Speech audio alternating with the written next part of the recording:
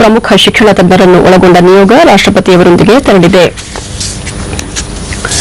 ರಾಜ್ಯಕ್ಕೆ 2 ದಿನಗಳ ಭೇಟಿಯಲ್ಲಿರುವ ಕಾಂಗ್ರೆಸ್ ಉಪಾಧ್ಯಕ್ಷ ರಾಹುಲ್ ಗಾಂಧಿ ಹಾವೇರಿ ಜಿಲ್ಲೆ ರಾಣೆಬೆನ್ನೂರು ತಾಲೂಕಿನ ಮೈದೂರಿನಿಂದ ಗುಡುಗೂರುವರೆಗೆ ಪಾದಯಾತ್ರೆ ನಡೆಸಿ ಸಂಕಷ್ಟದಲ್ಲಿರುವ ರೈತರಿಗೆ ಸಾಂತ್ವನ ಹೇಳಿದರು. ಮುಖ್ಯಮಂತ್ರಿ ಸಿದ್ದರಾಮಯ್ಯ, ಪಕ್ಷದ ರಾಜ್ಯ ಉಸ್ತುವಾರಿ ದಿಗ್ವಿಜಯ್ ಸಿಂಗ್, ಕೆಪಿಸಿಸಿ ಅಧ್ಯಕ್ಷ ಡಾ ಜಿ ಪರಮೇಶ್ವರ್ ಸೇರಿದಂತೆ ಸಚಿವರು, ಶಾಸಕರು ಪಾಲ್ಗೊಂಡಿದ್ದರು.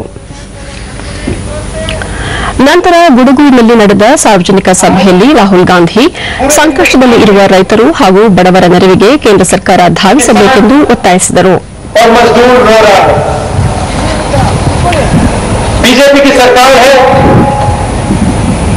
और किसान को मजदूर को लगता है कि उनकी सरकार नहीं है, किसी और की सरकार.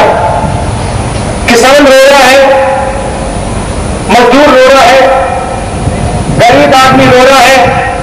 अದೇ ರೀತಿ ಮುಖ್ಯಮಂತ್ರಿ ಸಿದ್ದರಾಮಯ್ಯ ಆತ್ಮಹತ್ಯೆ ಮಾಡಿಕೊಂಡ ರೈತರ ಕುಟುಂಬಗಳಿಗೆ ನೀಡುತ್ತಿರುವ ಪರಿಹಾರ ಮೊತ್ತವನ್ನು 2 ರಿಂದ 5 ಲಕ್ಷ ರೂಪಾಯಿಗಳಿಗೆ ಏರಿಸಲಾಗುವುದು.